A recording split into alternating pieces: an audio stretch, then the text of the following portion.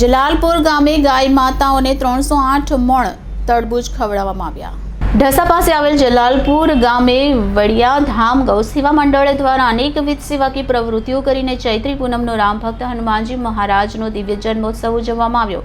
દાતાશ્રીઓ તરફથી આવેલ દાનમાંથી ગૌશાળાની બિનવારસી તથા માલધારી ભાઈઓને તમામ ગાય માતાઓને લીલી નીરણ તેમજ તરબૂચ ખવડાવવામાં આવ્યા। કીડિયારું પૂરવામાં આવ્યું, પક્ષીઓને મગ ખવડાવવામાં આવ્યા, 56 ભોગ ધરાવવામાં આવ્યા। જરૂરિયાતમંદોને કરિયાણાની કીટ આપવામાં આવી। કૂતરાઓને ઘીનો બનાવીને મોહનથાળ ખવડાવવામાં આવ્યો હતો।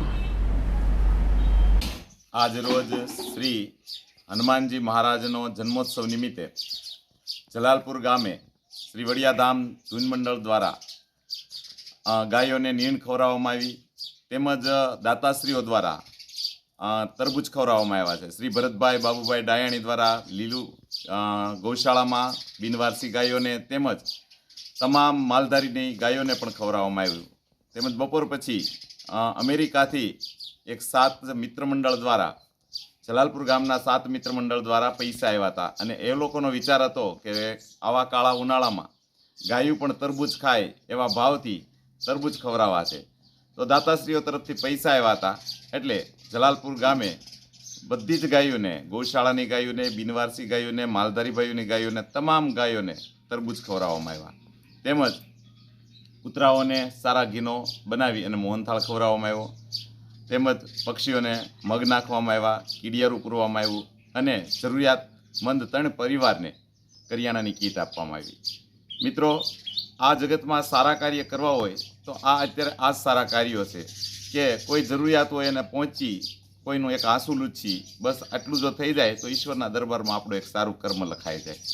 તો દાતાશ્રીઓ દ્વારા પૈસા આવે છે, તેમજ આજે ખોળ પણ ખવડાવવામાં આવ્યો।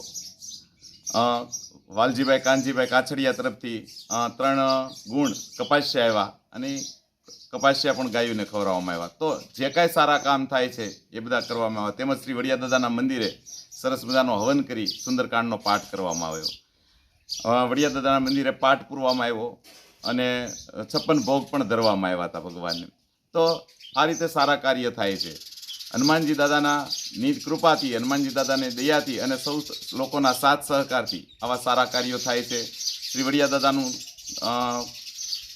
આ કળિયુગમાં ગણીએ તો પરચો એવો છે કે જે માણસ ખાલી કલ્પના કરે કે મારે આ કામ કરવું છે, દાદાની કૃપાથી બધા કામ થઈ જાય છે। તો દાદાની કૃપાથી આ બધા કામ કરીએ છીએ। જય વડિયા દાદા।